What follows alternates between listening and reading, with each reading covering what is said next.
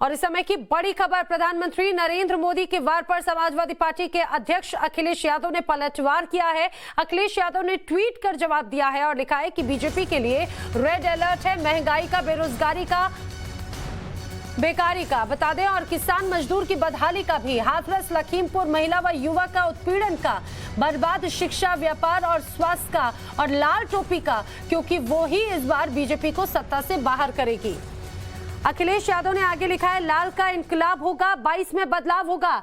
दरअसल आपको बताते चलें, जिस तरह से आज गोरखपुर की जमीन से, गोरखपुर से प्रधानमंत्री नरेंद्र मोदी ने समाजवादी पार्टी का नाम नहीं लिया, लेकिन बहुत करारे तरीके से हमला बोला था। उनका कहना था कि लाल टोपी वालों से अलर्ट रहना है, क्योंकि लाल टोपी वालों को सिर्फ लाल बत्ती चाहिए। लाल टोपी वालों को जनता से कोई लेना देना नहीं है, उनसे कोई सरोकार नहीं है। और उनका यह भी कहना था कि लाल टोपी वाले रेड अलर्ट हैं, और उसी का जवाब अखिलेश यादव ने दिया है। अखिलेश यादव ने ट्वीट करते हुए प्रधानमंत्री मोदी के बयान पर पलटवार किया है। आप ये ट्वीट देखिए, अखिलेश यादव ने लिखा, बीजेपी के लिए रेड अलर्ट है, महंगाई का, बेरोजगारी का, बेकारी का, और साथ ही उन्होंने आगे लिखा है किसान मजदूर की बदहाली का भी। उन्होंने उन तमाम मुद्दों को यहाँ पर मेंशन किया। बहुत सख्ती ये कहा जाए कि यहाँ पर जरूर नजर आ रही थी, और अब उस पर भी अब अखिलेश यादव ने बहुत करारा वार किया है। लाल का इनकलाब होगा,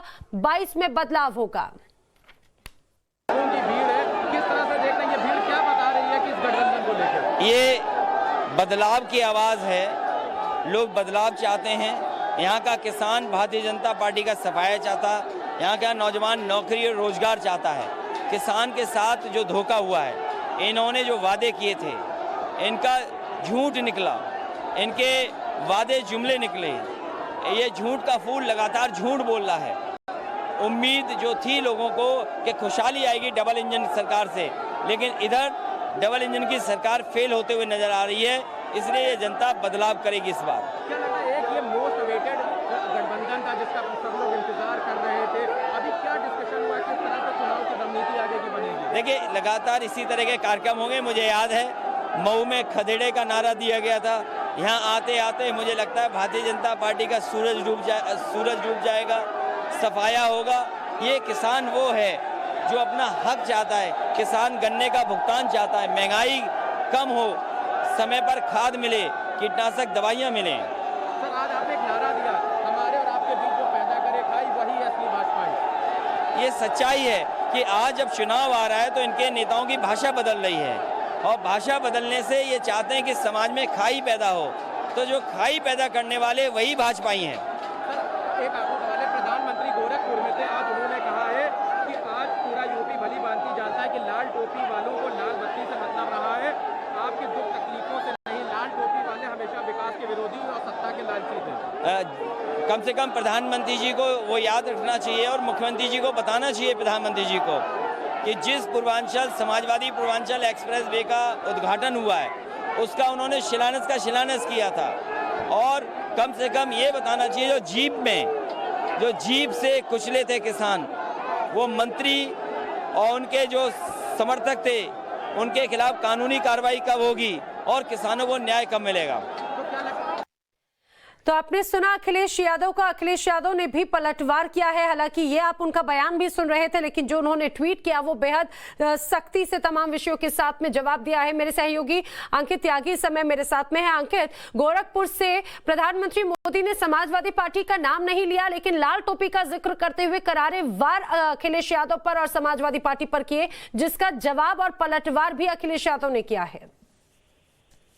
जी बिल्कुल, और समाजवादी पार्टी और आरएलडी की, राष्ट्रीय लोक दल की जो आज यहाँ पर ज्वाइंट रैली थी, उसमें मैंने जब प्रधानमंत्री नरेंद्र मोदी ने लाल टोपी को खतरे की घंटी बताते हुए कई बार लाल टोपी का जिक्र करते हुए हमला किया, तो मैंने कुछ समाजवादी पार्टी के समर्थकों से बात की थी। उन्होंने कहा कि भारतीय जनता पार्टी को यह समझना चाहिए कि लाल टोपी उत्तर प्रदेश की भी नहीं, भारतीय जनता पार्टी के लिए खतरा है। देखिए, आरोप प्रत्यारोप का दौर अब चलता रहेगा। प्रधानमंत्री नरेंद्र मोदी खुद अब चुनावी जो पूरा संग्राम है उसमें कूद गए हैं, और भारतीय जनता पार्टी के लिए सबसे बड़ी उम्मीद ये ट्राइड एंड टेस्टेड फॉर्मूला है जो भारतीय जनता पार्टी ने बिहार में इस्तेमाल किया।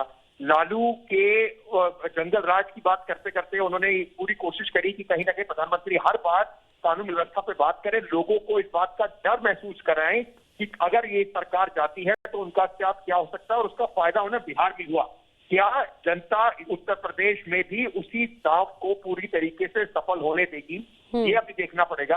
क्योंकि आज जो कम से कम मेरठ में रैली थी अखिलेश यादव और जयंत चौधरी की, काफी बड़ी रैली थी, और उसके से कम पश्चिमी उत्तर प्रदेश में समीकरण जो है वो बनते बिगड़ते अब जरूर नजर आएंगे। आसान नहीं होगी भारतीय जनता पार्टी के लिए। 2017 के जो जिस तरीके से वो जीते थे, जितनी सीट उनकी आई थी, उसको एक बार फिर दोहराना। बिल्कुल। और अंकित, मुझे लगता है कि जिस तरह से जयंत चौधरी और अखिलेश यादव अगर एक साथ इस मंच से आए और जो तमाम बातें थी उसका इंतजार भी किया जा रहा था, खासतौर से सीटों के बंटवारे को लेकर भी इंतजार किया जा रहा था कि आखिर आने वाले वक्त में किस समीकरण के साथ में, किस फॉर्मूले के साथ में ये तमाम जो अन्य राजनीतिक दल हैं वो चुनावी मैदान में होंगे। क्या इसको लेकर भी कुछ झलक नजर आई बातों से, हाव भाव में, या फिर इसको लेकर कोई बात कही गई? देखिए, अभी कम से कम आज जो ये रैली थी वहां पर सीटों के बंटवारे को लेकर कुछ सीधे तरीके से नहीं कहा गया, लेकिन एक बात बिल्कुल स्पष्ट करी गई कि अब आप यहाँ पर लोगों को ये बात बिल्कुल ठीक से पहुंचाई जाए कि अब दोनों पार्टियां साथ मिलकर ही चुनाव लड़ रही हैं।